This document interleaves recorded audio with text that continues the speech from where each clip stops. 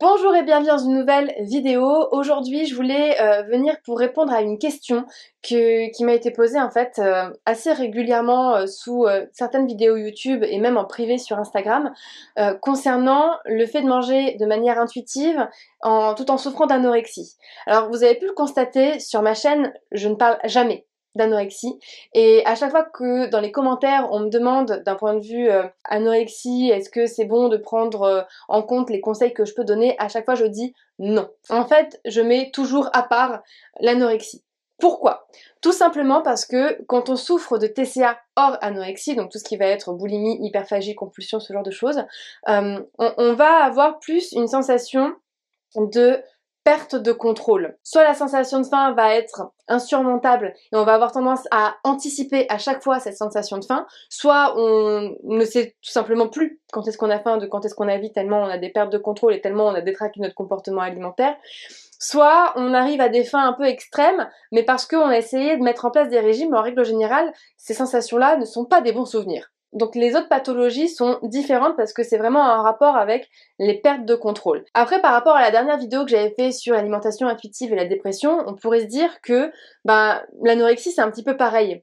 Parce que la dépression, je vous avais expliqué qu'on ressent cette sensation de faim en général, mais qu'on n'a plus l'appétit, le goût de manger, on n'a plus l'envie de manger qui à la base est là pour nous pousser à l'acte alimentaire.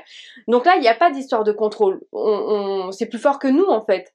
C'est juste que on n'a pas d'appétit, donc on voit pas l'intérêt de manger parce qu'on n'a pas le goût de manger, on prend pas de plaisir à manger. Alors que l'anorexie mentale, et n'hésitez pas à me dire dans les commentaires si je me plante parce que je n'ai vraiment pas l'habitude de prendre en charge des personnes souffrant d'anorexie justement par rapport à ce que je vais vous expliquer là.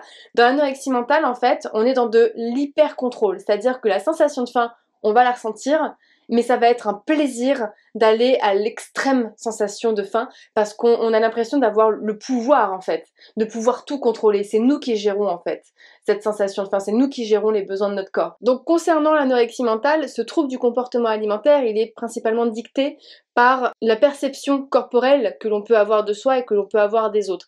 Donc ça va être, je pense, indispensable de pouvoir travailler sur l'acceptation corporelle avant de commencer à chercher à travailler sur le fait de manger de manière naturelle. Je dis pas que c'est déconseillé de chercher à manger de manière naturelle, je dis juste que faire confiance à son corps pendant cette période d'anorexie mentale, en n'ayant pas eu de suivi psychologique à côté, il y a de fortes chances que le mental prenne tellement d'impact, enfin prenne tellement le contrôle au final de ce que vous devez faire, que je suis pas réellement sûre que ce soit une bonne chose d'être à l'écoute, parce que comment vous allez faire à ce moment-là pour faire la distinction entre ce que vous dit votre contrôle, votre hyper contrôle mental, c'est-à-dire l'anorexie, et ce que va réellement vouloir votre corps. C'est pour ça que c'est important que vous soyez suivi par une diététicienne ou par une autre thérapeute spécialisée dans le comportement alimentaire pour pouvoir entamer ce chemin en fait sur l'alimentation intuitive. Et c'est aussi pour ça que je donne pas de conseils particuliers sur l'anorexie dans mes vidéos, parce que tout simplement je n'ai pas envie de prendre le risque de faire de boulettes et de conduire des personnes en fait à plonger encore plus dans l'anorexie en cherchant en fait à être dans de l'alimentation intuitive. N'oubliez pas que les conseils que je donne en vidéo sont des conseils généraux et je veux vraiment que vous ayez conscience qu'il est indispensable le plus souvent de faire appel à des thérapeutes pour pouvoir vous aider et avoir un vrai suivi personnalisé. Non, Sanka, mais c'est pas possible. Mais Sanka, mais Sanka, regarde, montre ta tête de canaille à tout le monde là, que tout le monde voit.